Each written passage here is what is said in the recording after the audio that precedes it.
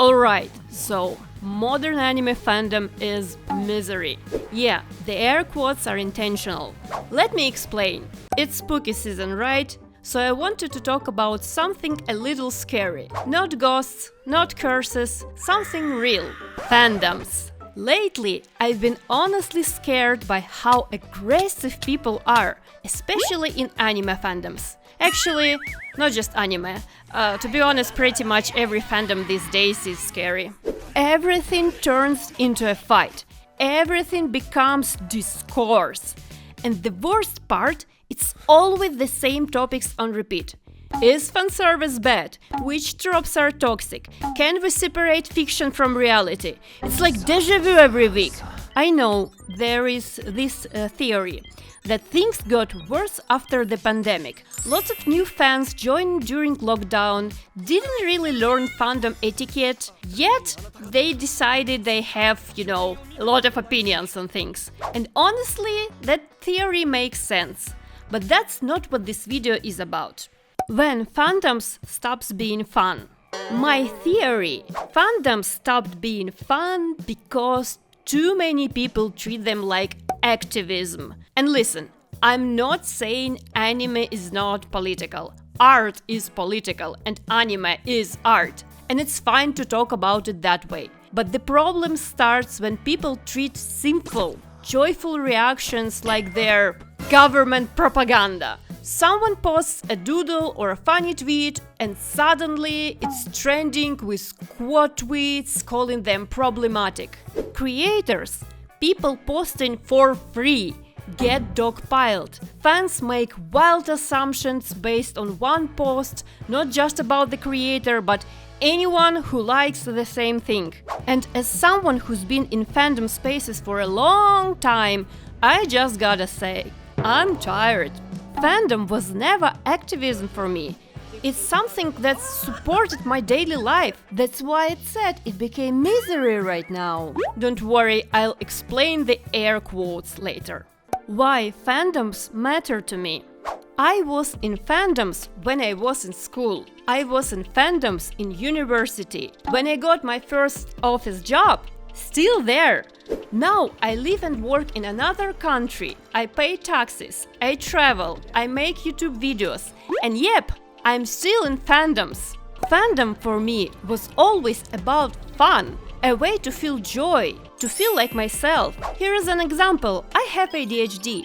It's easier for me to focus if I'm doodling something. In school and university, I would often draw during lectures. In my video about my job, I even mentioned how I was hired because of my doodles. Now, during long online meetings, I take notes and sketch one of my favorite characters of my current fandoms. And I don't overthink it. If drawing a character helps me focus, I don't care if he's a villain or morally gray. He's not real, he's just fun. Like, when you go on a roller coaster, you don't think about how unsafe it would be if you do it, without roller coaster, right? To jump from the tall building or whatever. You just scream and enjoy your ride. That's what fandoms used to be. Why I call fandoms misery. So let's talk about the title. Why misery? Because lately, being in a fandom feels like living inside Stephen King's novel called Misery. It's one of my favorite King's books. A writer crashes his car, wakes up in a house owned by a woman who calls herself his biggest fan. But she doesn't help him. She traps him there, tortures him, forces him to keep writing and punishes him whenever she doesn't like what he makes. That's exactly how fandom feels right now. You make something you genuinely love, something fun, something honest, and the fandom misery shows up to police you, correct you, and punish you for something that wasn't even wrong.